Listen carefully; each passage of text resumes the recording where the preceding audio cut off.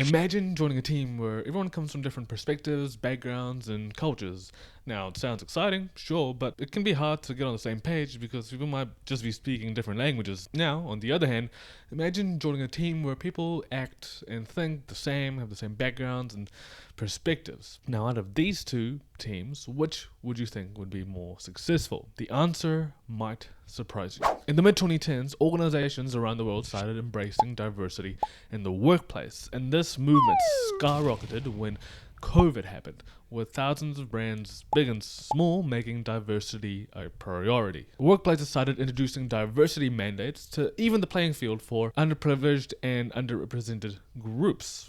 Now, it's a pretty noble act, or it seemed on the surface. Fast forward 5 years, and most of the companies who shouted loud and proud about their diversity initiatives have quietly rolled them back or removed them altogether. So, what happened? In this video, we're going to look at research that really dives deep into the intricacies and complexity of diversity in the workplace. Does it work? Does it fail? Is it good? Is it bad? Let's find out. I'm Harris, and I'm going to simplify the psychology of diversity at work. A bunch of researchers wanted to find out how diversity affects team performance.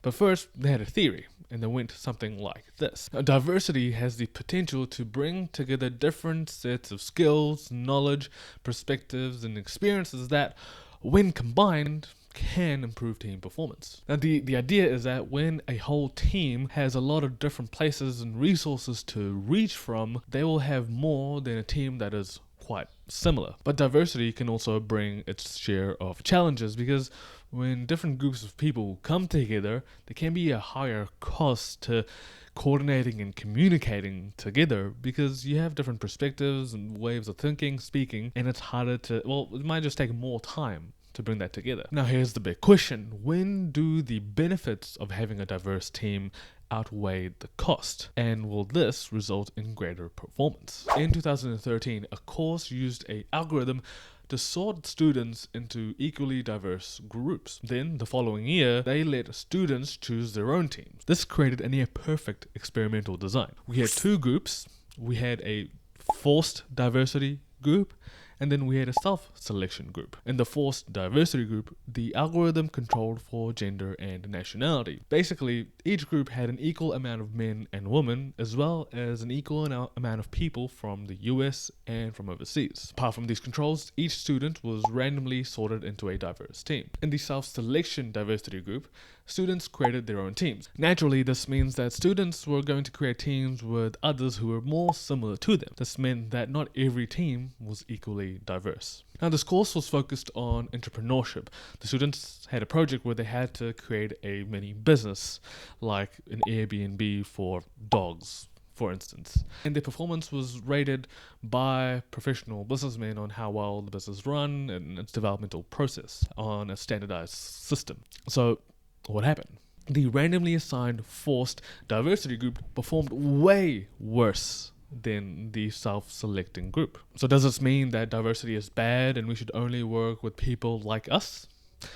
Not quite. There is a bit more to the story. In both groups, diversity was only identified through visible characteristics like age, gender, race, ethnicity, and on and on. Now, this means that we don't know how diverse these teams were in less visible but equally or more important ways, like passion or risk tolerance and personal interest in the project. And it's likely that in the self-selecting group, students chose their team based on these less visible characteristics, but the forced diversity group was sorted only by the visible characteristics. First, this means that we can't say that diversity causes poor performance, because there's just too many things going on that we can't control for to make that judgment. Now, when you look a little bit deeper into the results, something interesting happens. So we know that the forced diversity group performed worse than the self-selecting group. But when you look at the self-selecting teams, groups that were more or less diverse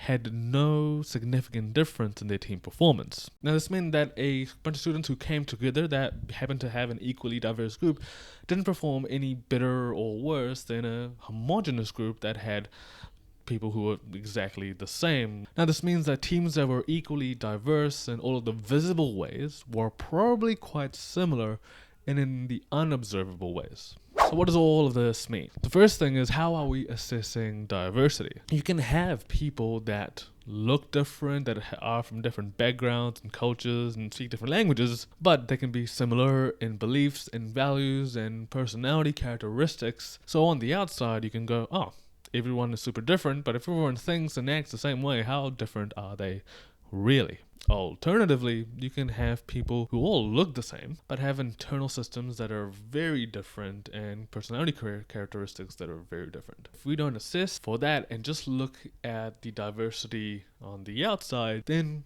we may run into some problems. Now this leads me to my second point, and it explains why many of the diversity programs and organizations fail. If you force a bunch of strangers from different backgrounds and perspectives to work together, the high cost of communication and coordination and understanding is going to far outweigh the benefits of the different knowledge, skill sets, and experiences. Now this is where the problem lies, because a lot of organizations didn't think through their diversity programs and just thought, if we just have equal amounts of all the different cultures and whatnot in the organization, then we'll be fine, right? Wrong. The organizations that succeeded helped connect people together first and really understand how they're similar and different, not just on the outside, but on the inside. And when you understand your similarities and differences internally with your personal characteristics, then and only then can you figure out how you can best work together. But if you don't make time for that, if you just force a whole bunch of different people to try to work together without making the collaboration and connection foster and flourish,